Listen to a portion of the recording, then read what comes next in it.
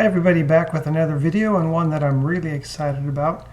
I've got in front of me my completed 1968 Topps All-Star set. All of these cards are graded a near mint to mint 8 or higher. I have one mint 9. But really been looking forward to putting this video together, but with my recent move from Hawaii to Alabama, I had my cards all kind of broken up into separate bunches there, and now I've finally got them all together.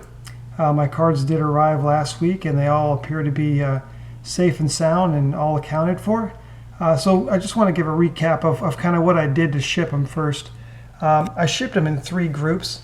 So I started by shipping my about 56 of some of my most valuable rookie cards and another couple cards. Actually, I took those with me on the plane, those 56.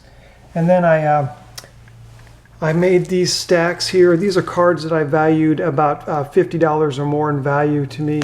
And I kind of made these bricks. I shrink wrapped them in saran wrap, and then I bubble wrapped them, and then I certified mailed them to my sister who lives in Louisiana. And then I picked them up from her over the New Year's holiday when I was traveling back to Alabama from Nebraska from visiting some family. So those all got here safe and sound. And then the bulk of my stuff, that was my PSA graded stuff that was shipped over with the move. I did this with it. I wrapped it in, once again, this cling wrap, kind of like shrink wrapped it a little bit. And it's threefold while I did it, so this is like a giant brick. And for threefold reasons. The first being coming from a tropical environment like Hawaii, I just wanted to protect the cards from moisture. And then second, I wanted to keep the cards intact, and when you fortify them by connecting them with the other PSA cards, it kind of strengthens them a little bit better. And then lastly, I just didn't want anyone tampering with the cards. I figured if somebody, the movers or anybody else, they looked at them and saw that they were already wrapped up, thought maybe it wouldn't be worth their effort to try to break in and sort through them or cherry pick or try to find any of the good cards out of there. But in all, everything did show up, so I'm very excited and very happy about that. But on to what I really wanted to show you, this 1968 Topps All-Star set. It's got a 20-card set, and of those 20 members, 12 of them are Hall of Famers. Let's start in here with this nice Hank Aaron, a Joe Morgan, Carl Yastrzemski, and we'll mention him a little bit later as well. The Harmon Killebrew, Ron Santo, Rod Carew. So right off, the first 6 are all Hall of Famers. Jim Fregosi, Brooks Robinson. This Gene Alley is actually a more difficult one to find. Another Hall of Famer, Orlando Cepeda. We'll mention his name again. I'm going to come over here, show you another row, and I've got these organized this way for a reason you'll see here in a minute. This Lou Brock, Hall of Famer.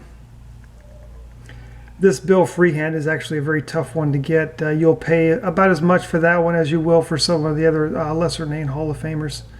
It's just a real tough one to find, and it took me a while to get it. It was probably the second to last card that I picked up of all these 20. Gary Peters, Tim McCarver, Ken Holtzman, and this guy, Tony Oliva, he's not a Hall of Famer, but he was a fantastic player, one of the best hitters of his era. A lot of folks think that he is Hall of Fame worthy, but he may not have had the longevity or the long duration of career that you need to really put up those Hall of Fame numbers. But the years that he did play, he was one of the best, most feared hitters. He was more of an average guy, but just a really great hitter in his day. And then coming down here, this Joe Horland is the only one that I have that's a mint 9. I bundled it with a couple other cards, so I don't think I paid a whole lot more than I would have for a near mint to mint 8. So yeah, I'll take a 9 any day of the week. Super nice. But ultimately the goal was to get all these cards in at least a near mint to mint 8. Then another Hall of Famer here from my Frank Robinson collection. Then down here to the last 2 cards. This is actually the last card that I picked up of all these, the Roberto Clemente. It's not a difficult card to find, but it's the most expensive of all the 20. just because of the popularity of Roberto Clemente. I paid about 80 bucks for it. There are several buy it nows. You could get it for about 100 bucks, but I just wanted to wait because I knew I could get it for a little better deal than that. And ultimately, a Probstein auction popped up while I was in transit from Hawaii to here in Alabama, and I put a bid in it and won it finally, and super happy about that. And then just this last one here, the Bob Gibson. This is the first 68 All-Star card that I got here, this Bob Gibson. I've probably had this one for over 5 years now. But one cool thing that I wanted to show you, and the reason I have these cards set up like this, they're not numerical order, but I wanted to flip over the back and kind of show you one of the motivations for me to get this set. It's that they have a puzzle pieces on the back, and the puzzle pieces are going to be honoring the 1967 National League and American League MVPs. So as you can see here, this is the American League MVP one, and you can already tell who it is. It's going to be Carl Yastrzemski. He had a great Triple Crown year, I believe, in '67. But as a kid, I could imagine in 1968 collecting these cards and wanting to get the puzzle pieces in the back to kind of figure out who the guy was going to be. And some are a little bit more telling than other, like this corner one. Well, you really couldn't tell much from that. But these other ones, just rounding it out, and you can see a pretty cool image of, let me pan out a little bit, of Carl Yastrzemski. Now let's go on to the National League one as well. They didn't, PSA didn't do quite as good a job as of lining these ones up here. Some of these are a little off. As you can see with the, as you saw with the Yastrzemski, it had kind of like a parallel line down the center. I'm going to have to do a little bit more work to get these together, and they won't quite match up as well as the Yastrzemski did. But we'll see. It's still pretty cool.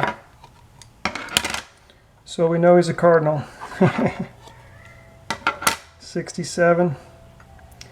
And it's going to be the baby bull himself, Orlando Cepeda.